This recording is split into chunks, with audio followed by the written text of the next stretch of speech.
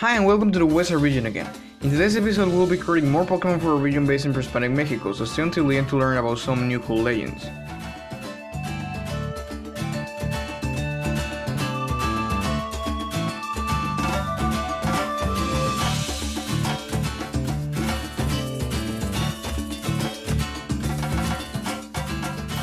I'll start with two Pokémon lines that are linked thanks to a legend, a peacock, and this bird called Puyui, also known as Pájaro Tapacaminos, and Porak is his name in English. His name in Spanish though comes from the fact that these birds usually sleep in the middle of pods in the ground during the day. But what does a peacock has to do with this other bird anyways? Well, you see, Mayan legend says, when the Almighty was going to choose the ruler for all birds, he decided to make a competition. Different categories and aspects were important. Some birds thought they would win because of their beautiful voice, others because of the way they fly, or because of their abilities, even because of their intelligence and such. The Pujui was the prettiest bird around. Its plumage and colors were envy among every other bird. And here's where we have the peacock. They used to have a very ugly plumage and wanted to win the crown by cheating. It asked the Pujui if it could borrow its plumage for the competition and convinced him by promising that when he won, the Pujui would be his right-hand man and stuff like that. The Pujui accepted and they switched their plumage. The peacock had to adjust its body because the plumage was too tight for it, and eventually it shaped to the elongated body that it has now. The competition started and the Almighty chose one winner for each of the categories, and then the overall winner of them all. It was the peacock with its stolen but beautiful feathers. Days passed and it never returned the plumage. The other birds found the Pujui and asked him why it looked so ugly, and he told them what happened. Some people say when the Almighty found out about this, he punished the peacock, giving it the ugly voice it has now. And some others say that the Pujui saw the peacock and tried to get its plumage back, but the peacock was too fast and it escaped flying. So now the Pujui comes across your path to ask if you've seen the peacock. So first, I'm gonna send the Pujui line. I wanted this one to have really interesting and cool looking patterns based on some Asian art, and I also made it very colorful.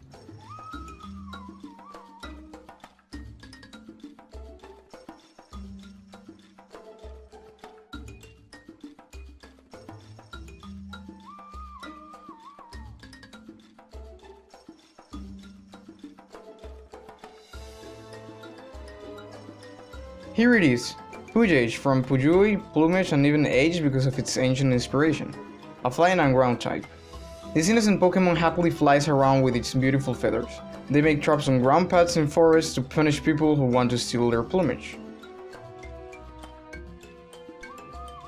Something important about this Pokémon is that it will only evolve when the peacock Pokémon steals its plumage. I'll explain more about that later. But essentially, I wanted this new form to stay on the ground, almost like a statue, being an obstacle for travelers, like Snorlax in the original Red and Blue games, but this one is going to act more like a guard and a Gentile giant.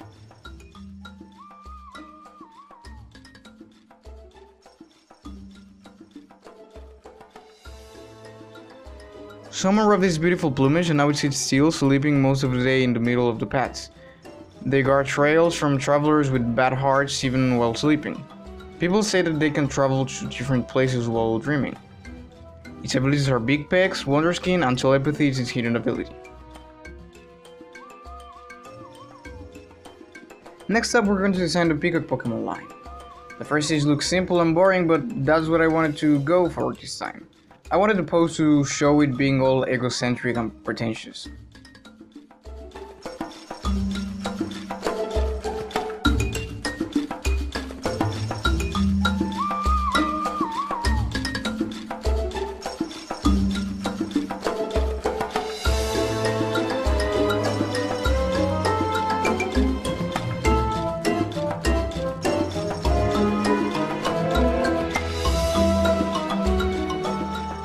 Pavogan comes from Pavo Real, peacock in Spanish, and arrogant, a flying and dart type. They are very picky with their trainers because they think very high of themselves. Pavogan tricks weaker Pokemon to get whatever they want. This shiny was made to look black and white, so it stays with the boring kind of feel. For this one I wanted it to have Pujage feathers on its tail, and I gave it a slim and elegant body.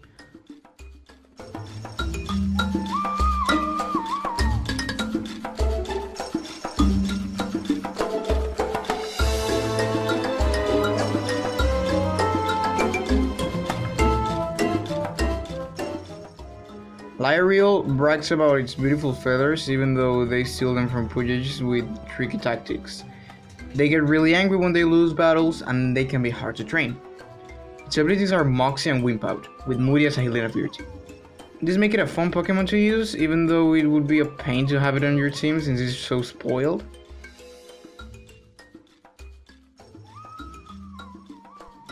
Now I'll talk a little bit about how these Pokemon lines will evolve.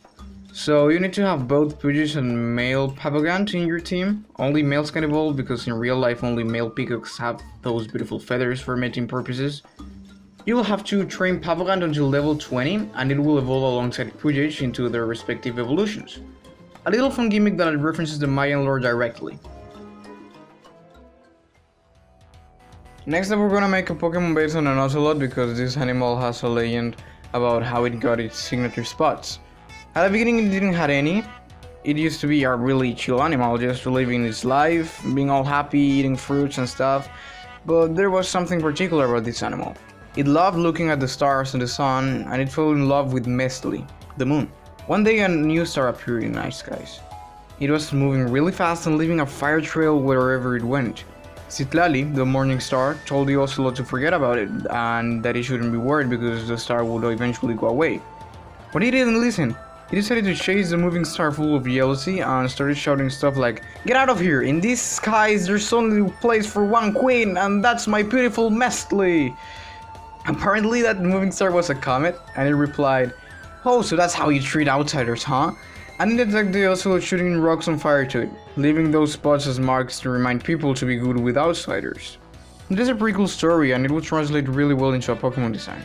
I'm thinking about making a shooting star Ocelot. How cool would that be?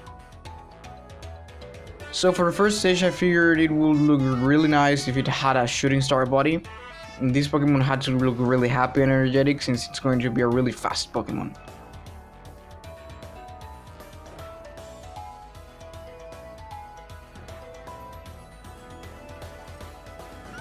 Ocelot comes from Ocelot and Celeste.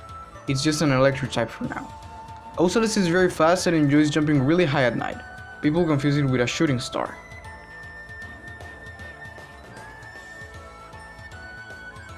I had to be careful so this next stage doesn't look that much like a Jaguar because I have plans for a Jaguar Pokemon in the future. I also wanted to give it fire spots so it could reference the legend from earlier.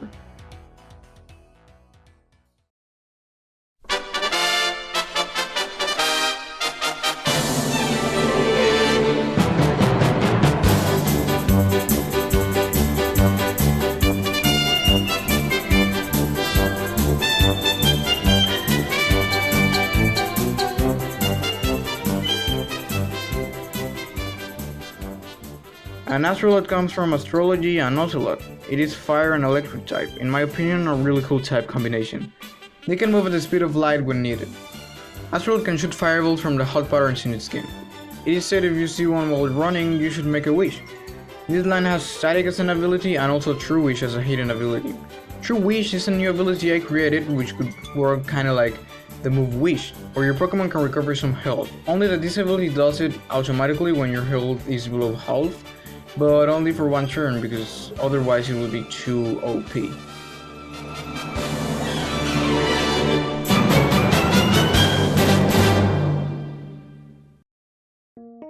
And yeah, I think today we've gotten some cool Pokemon.